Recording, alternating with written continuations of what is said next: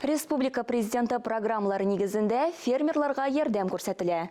Мамадыш районында дисті хужалыққа бұлышқаннар, хәзір алар үсішті. Ауыл хужалығы продуктларын жетіштіруден тыш, оларны ішкәрту білен шүгіленушілер де орта. Район фермерларының мәшақатлары турында олдағы репортажда. Мұнан 10 жыл элек Фирназ Хисматовның шәхси хуҗалыгында симертүдәге берничә үзгенә була. Хәзер исә фермасы тулыланган. Тирәкчелек белән ныклап шөгыльләнү мөмкинлеге туган. 2006 елда без оештырып җибәрдек. Оештырып җибәргәндә безнең хозяйствода башта поголовьелар әзия, но бүгенге көндә инде безнең 780 гектар җир бар. Шуның 550-се зерновой. Анда быел уңышлар бәк әйбәт булды, елда гына әйбәт килде. Калганнары инде безнең кормовой база. Бүгенге көндә хозяйствода 200 баш откормочный үгез, 80 баш маточный белән атлар и 350 баш сарык мал асрыйбыз.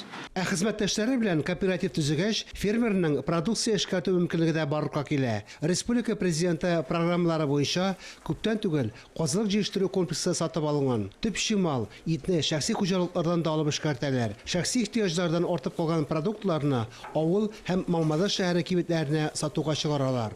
5 миллион грант выигрыттык. Без здание арендовать итеп, шуны реконструкция ясап, шул зданиеда техника алып, холодильное оборудование алып, шул зданиены бүгенге көндә эшләп бетердек. Һәм менә быел тагы Агростап программасы белән колбасное оборудование катнаштык. Мамадышта яшәүче Юнусовлар гаиләсе дә авыл хуҗалыгы бизнесы белән 20 ел шөгыльләнә инде. Үгезләр симертәләр. Шулай ук 300 баш сыерлары бар. Шуларның 90-ы савым сыерлары.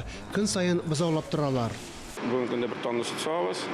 Җәй көндә инде тонна ярым инде сөт.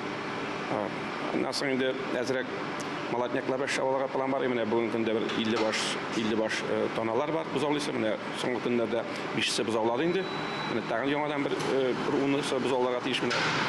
Фермер сүзләренчә, урып җыю кампаниясе уңышлы узган. Җитәрлек күләмдә бертик җыеп алганнар, терлек азык әзерләгәннәр. Көн саен 1 тонна ярымга кадәр сөт савып алалар. Марс Юнусов ел ярым элек үз командасы белән тагын бер юнәлештә эшли башлаган. Грант ярдәме белән шәхси хуҗалыклардан сөт җыю кооперативын ачкан. Зур булмаган шәхси ярдәмче хуҗалыклардан сөтне җыеп, суыталар һәм сөт комбинатына озаталар. Халыктан инде без шундый нәтиҗәгә килеп чыктык инде. Кыйбат бәягә бүген сөт җыябыз, Аллага шөкер, шуны үтәбез инде. Җәй көне без 21 сумнан, менә хәзерге вакытта бүгенге көндә без октябрьгә 23 сумда илтим дигән җыйнабыз халыкка.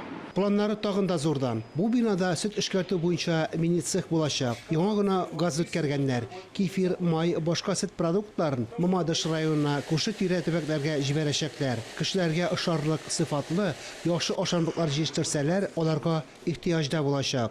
Харис Мөхәммәтов, Дмитрий Евторов, Таһир Хәсәнов, Рөстәм Муллагалиев, Татарстан яңалыклары, Мамадыш районы.